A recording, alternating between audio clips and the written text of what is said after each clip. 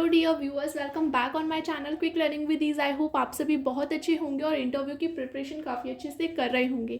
आज का जो ये वीडियो है ये लास्ट पार्ट है एनईपी का, जिसमें मैंने 4 क्वेश्चन लिए हैं। इससे पहले मैंने आपको 2 पार्ट दे दिए हैं जिसमें मैंने 3 क्वेश्चन करवाए थे और ये लास्ट 4 क्वेश्चन है। इसके बाद आई थिंक आपको एनईपी से रिलेटेड कोई भी डाउट नहीं रहेगा, आप हर एक क्वेश्चन को ईजिली फ्रेम कर पाएंगे।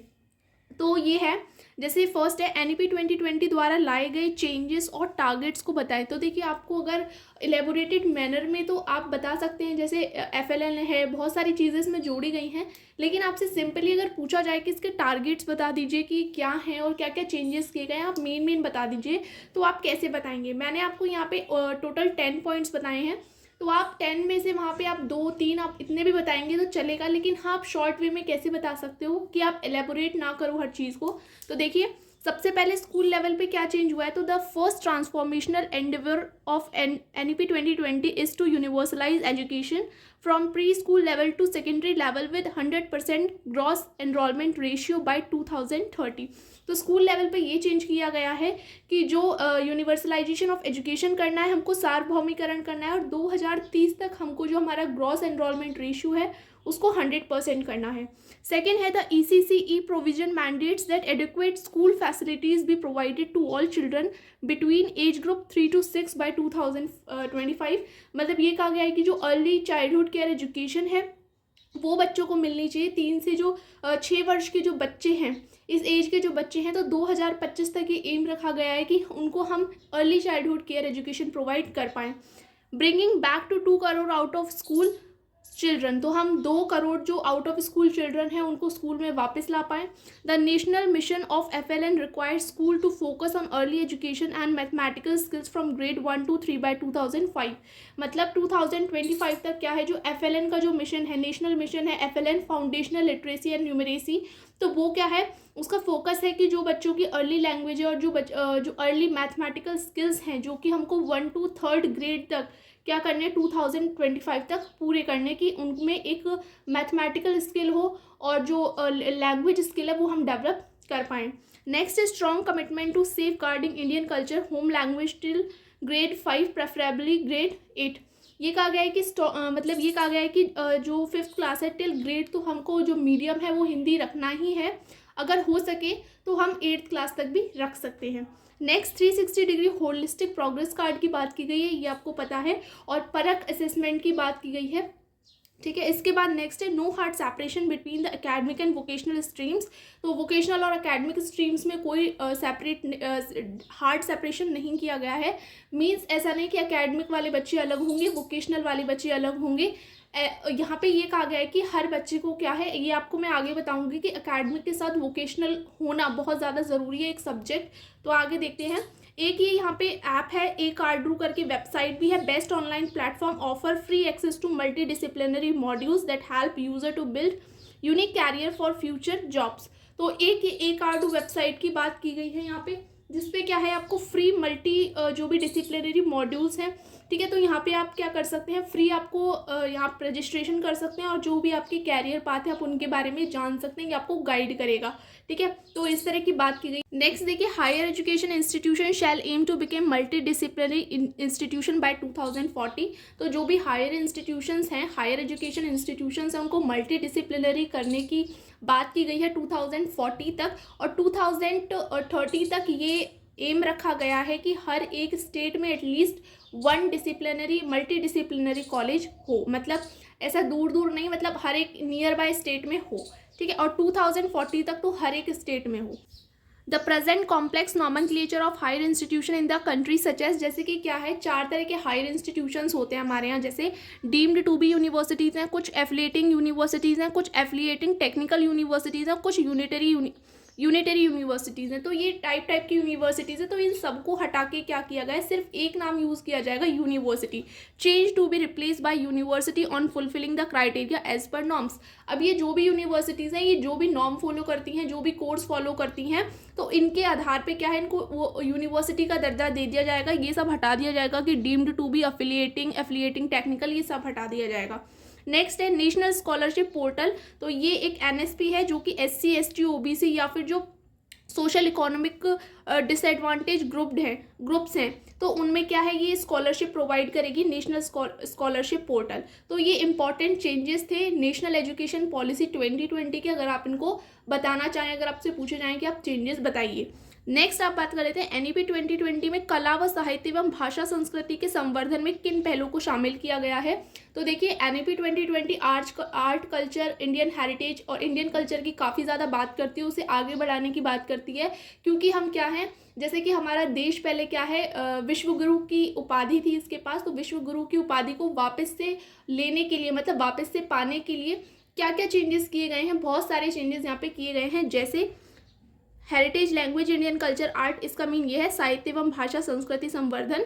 देखिए तो एक भारत श्रेष्ठ भारत योजना लाई गई है कि यहाँ पे बच्चों से क्या है कि अलग अलग लैंग्वेज में वो क्या है, एक दूसरे के न्यूज़पेपर पढ़ेंगे कभी, या फिर एक दूसरे की जो स्टेट की जानकारियाँ हैं वो इकट्ठा करेंगे। तो इस तरह से ये प्रोग्राम लाया गया है जो कि क्लासेस में चलेगा। इस पे मैंने पूरी वीडियो आपको दे रखी है, आप मेरे चैनल पे जाके देख सकते हैं। नेक्स्ट है कलाशाला। कलाशाला क्या है, will be launched in 750 schools. यह भारत की विभिन्न कला के बारे में बच्चों को शिक्षित करने और उन्हें देश की समृद्ध सांस्कृतिक विरासत की खोज में मदद करेगी।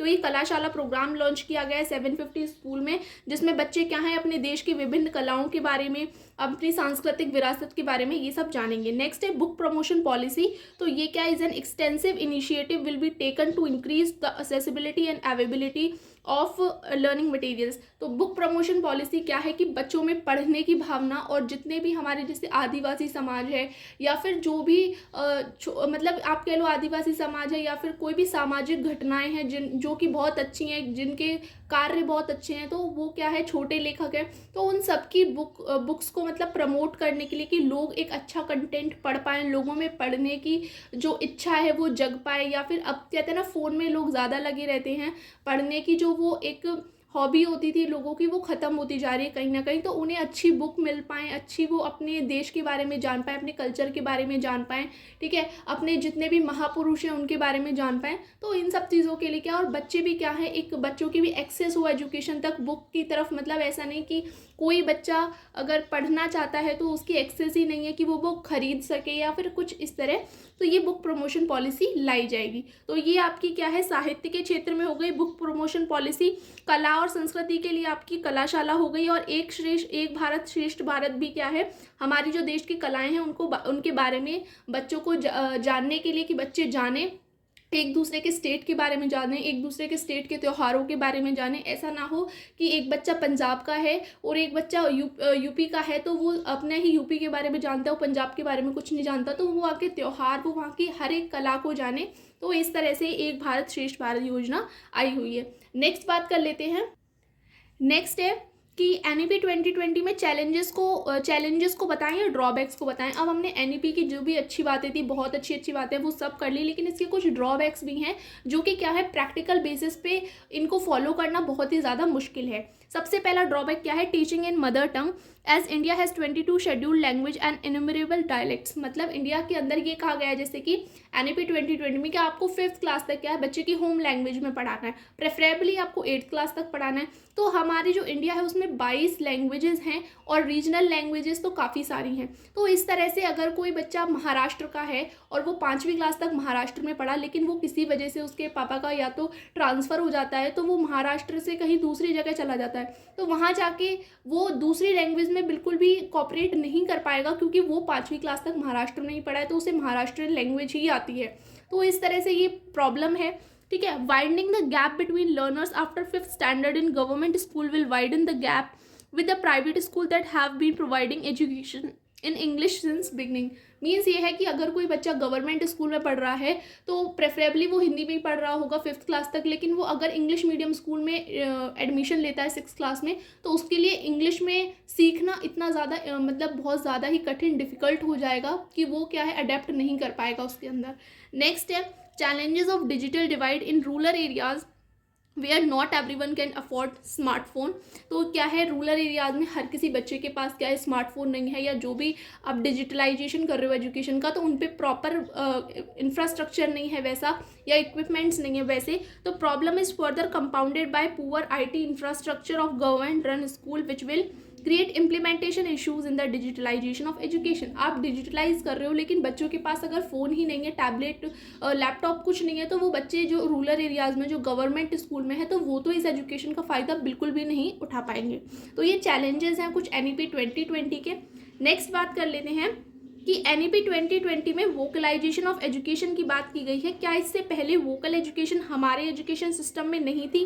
और NEP 2020 में वोकल एजुकेशन के लिए क्या प्रोविजंस दिए गए हैं कि जो छात्रों के लिए सहायक होंगे? तो देखिए, वोकल एजुकेशन की नेशनल एजुकेशन पॉलिसी में बात की गई है। तो देखिए, तो आप कैसे आंसर कर सकते हैं? No before NEP 2020 vocalisation of education in India recommended by Kothari commission also, but the reasons are so many.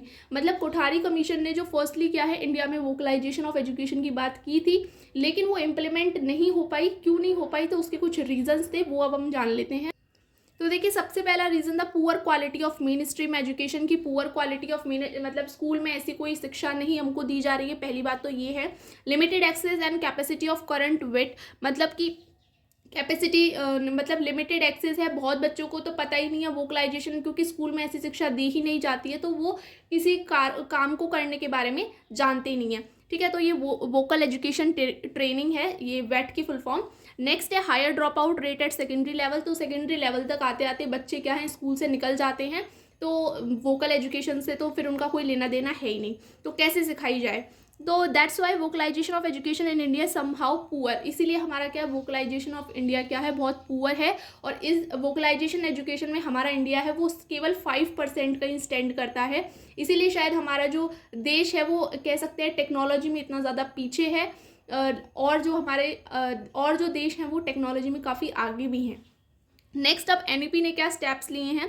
तो देखिए, NEP का मेन मोटो है वर्क रेडी अपॉन ग्रेजुएशन, कि बच्चा जब ग्रेजुएशन कर रहा है या ग्रेजुएशन के बाद वो वर्क रेडी हो जाए, वो कुछ काम जानता हो। ऐसा ना हो वो केवल पढ़ाई करे, उसके पास कोई भी अपनी एक टेक्निक ना हो या फिर कोई ऐसा स्किल ना हो कि अगर उसे नौकरी एजुकेशन करके नहीं मिलती है, जैसे कि अब बेरोजगारी इतनी है कि हमारे पास कोई ऐसा स्किल भी नहीं है कि हम कोई काम कर सकें, तो वो बच्चा ऐसा ना रहे, जॉबलेस ना रहे, इसलिए। Next, every child is supported to learn at least one vocational and be expose to several more. तो यहाँ पे बात की गई है कि हर एक बच्चे को एटलीस्ट एक वोकेशनल कोर्स तो आता हो, अगर वो इससे ज़्यादा सीखना चाहे तो वो भी सीख सकता है। By 2025 at least 50% of learners should have vocational exposure through school and higher education. मतलब कि 2025 तक ये टारगेट रखा गया कि 50% जो लर्नर्स हैं वो क्या होंगे, उनको वोकेशनल कोर्स सिखाया जाएगा, चाहे वो स्कूल में सिखाया जाए चाहे हायर एजुकेशन में सिखाया जाए।